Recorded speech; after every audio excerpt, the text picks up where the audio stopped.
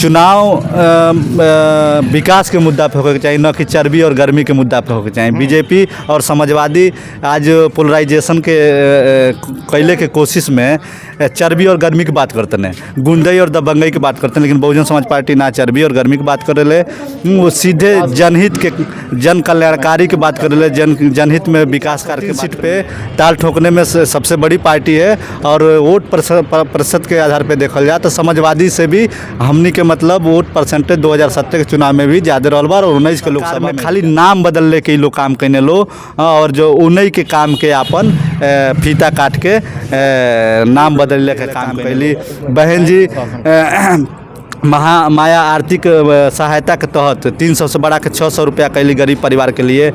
ओकरे अलावा बहन जी के शासनकाल में लॉ एंड ऑर्डर कानून के द्वारा कानून के राज कौन तरह सरकार को के देखौली। गुंडन अपराधी मवाली माफिया जितना रहने सबके जौन सही उचित जगह होला जेल में डलने के काम कैली। राजा भैया ऐसा आदमी के ठेकाने लगौली, विश्वविद्यालय बनवली। ओकरे अलावा बहन जी महामाया IT पॉलिटेक्निक कॉलेज 21 पूरे जिला में पूरे प्रदेश में बनौली। 202 राजकीय ITI पॉलिटेक्निक कॉलेज जनजाति OBC SC ST और अपर कास्ट में जौन गरीब बच्चा बने निःशुल्क पढ़ने पॉलिटेक्निक के जितना भी ट्रेड बा ट्रेड के टेक्निकल एजुकेशन ग्रहण करने। यही कड़ी में हमारा साथ है बानी मनोज कुमार गौतम, पूर्व विधानसभा अध्यक्ष और साथ में वर्तमान मीडिया प्रभारी बहुजन समाज पार्टी। यहाँ से तमाम बातचीत हुई। सबसे पहले तो हमारा चैनल में राहुल स्वागत बटे। बहुत बहुत धन्यवाद आपके चैनल और चैनल परिवार के सभी लोगों के। पहल का सवाल ही रही कि कितना बड़ी चैलेंज रही विधानसभा चुनाव पर, कितना सीट आ सकता है बहुजन समाज पार्टी? कुशीनगर जिला के 7 विधानसभा में हमनी के मतलब जौन cadre base party Bahujan Samaj party कहल जाले, कैडर के आधार पे 4 से 5 सीट मतलब जीतले के उद्देश्य और लक्ष्य बा बहुजन समाज पार्टी के। जी, अगला सवाल ही रही कि लोग विपक्ष के लोग कहता कि भाजपा और बहुजन समाज पार्टी एक में मिल गए, पर वो क्या कहा?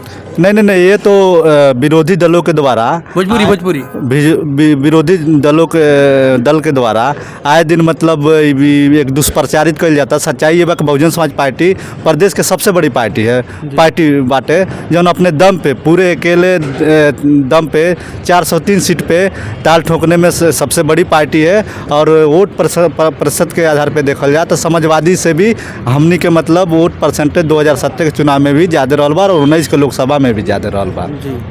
अच्छा, जब बहन सुश्री मायावती जी के सरकार रहे तो उस सरकार में कौन कौन काम भइल गरीब मजदूर खातिर?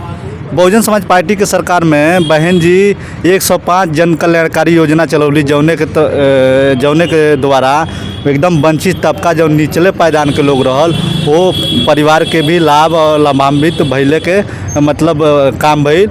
जौने में बहन जी गरीब परिवार में जन्म लेवे वाली जब लिंगानुपात मतलब भ्रूण हत्या बढ़े लागल तो के रोकथाम के लिए बहन जी सावित्रीबाई बालिका आशीर्वाद योजना चला के हर गरीब परिवार के 1 लाख रुपया देवे के लड़की जन्म के उपरांत देवे के काम कैली। जब 18 साल पूरा भइले पे 1 लाख ओकरे शादी में आर्थिक मदद के रूप में मिलने के कार्य से पूरे प्रदेश के वासी जौन मतलब तीसरा चौथा मतलब शेष चरण के जौन चुनाव बचल बा वो हर विधानसभा के लोगन से हम अपील करतनी चुनाव विकास के मुद्दा पे होके चाहिए, न कि चर्बी और गर्मी के मुद्दा पे होके चाहिए। बीजेपी और समाजवादी आज पोलराइजेशन के कैले के कोशिश में चर्बी और गर्मी की बात करते हैं, गुंडई और दबंगई की बात करते हैं। लेकिन बहुजन समाज पार्टी ना चर्बी और गर्मी की बात करे ले, वो सीधे जनहित के जन कल्याणकारी की बात करे ले, जनहित में विकास कार्य की बात करे ले। जौन एक उदाहरण के रूप में हम बतावल चाहते हैं, बहुजन समाज पार्टी के बहन जी के 4 बार के मुख्यमंत्री कार्यकाल में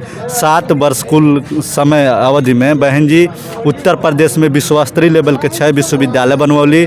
ओकरे अलावा बहन जी महामाया IT पॉलिटेक्निक कॉलेज 21 पूरे जिला में पूरे प्रदेश में बनौली। 202 राजकीय ITI पॉलिटेक्निक कॉलेज बनवली, जौन में अनुसूचित जाति जनजाति OBC SC ST और अपर कास्ट में जौन गरीब बच्चा बने निःशुल्क पढ़ने पॉलिटेक्निक के जितना भी ट्रेड बा ट्रेड के टेक्निकल एजुकेशन ग्रहण करने। ओकरे अलावा बहन जी 21 तहसील बनौली, 21 जिला सत्र न्यायालय। समाजवादी पार्टी में बना रहे हैं? नहीं, वो बहुजन समाज पार्टी के शासनकाल में बनल 23 जिला सत्र न्यायालय बहन जी ही बनाई, लेकिन जब समाजवादी के सरकार आयल तो पेंडिंग करके अखिलेश यादव पूरा कैले कारकनी देश के पहला प्रदेश उत्तर प्रदेश बनल, जौन प्रदेश में विश्व के अन्य देश के आधार पे एक्सप्रेसवे उत्तर प्रदेश में कोनो सरकार कोनो नेता ले आवे के काम कैली तो बहन कुमारी मायावती जी कैली, जौन यमुना एक्सप्रेसवे जौन पे भारत के वायुसेना के मतलब लड़ाकू विमान सफल परीक्षण भी भइल रहल।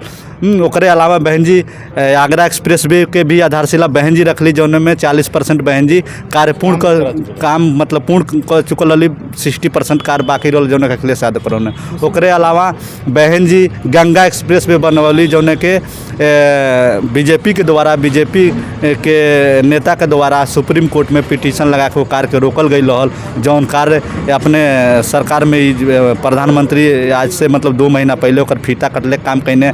कुशीनगर में इंटरनेशनल एयरपोर्ट बहन जी ले अली, ओके मतलब अब जाके पूरा भइल, ओकर भी फीता काट के श्रेय लेवे के। जेवर के एयरपोर्ट बहन जी बनौली, बहन जी पुलिस बोर्ड के स्थापना कैली, बहन जी पुलिस अकादमिक बनौली, बहन जी मंडलों के सृजन यानी 9 मंडल से 18 मंडल बनौले के भी काम कैली।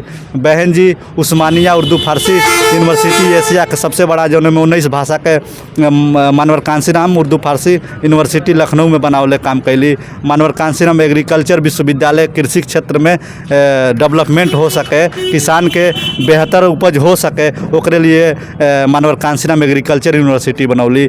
ओकरे अलावा बहन जी 78,000 BTC शिक्षकों के नियुक्ति कैली, 72,000 टीचर के नियुक्ति कैली, 1,08,828 सफाई कर्मचारी बहन जी नियुक्त कैली गांव के स्वच्छ और साफ बनावे खातिर।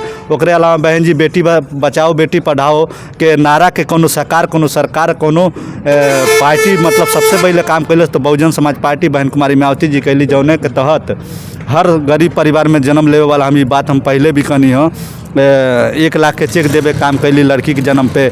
ओकरे अलावा शिक्षा के तरफ रुझान बढ़े, खासकर गरीब तबका चाहे कौनो सर्व समाज के लोगन के लड़कियां जौन शिक्षा से दूर रही वंचित रही वो स्कूल के तरफ जा सकें, स्कूल के तरफ जुड़ सकें। ओकरे लिए बहन जी साइकिल हाई स्कूल पास भइले पे और 15,000 रुपये और इंटर में दाखिला 11 में दाखिला लेहले के बाद 10,000 रुपये यानी 25,000 रुपये और एक साइकिल देहले काम कैली।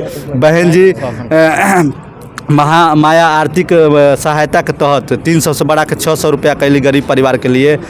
ओकरे अलावा बहन जी के शासनकाल में लॉ एंड ऑर्डर कानून के द्वारा कानून के राज कौन तरह चलेला वो बेहतर कार्य को के दिखौली। गुंडन अपराधी मवाली माफिया जितना रहने सबके जौन सही उचित जगह होला जेल में डलने के काम कैली।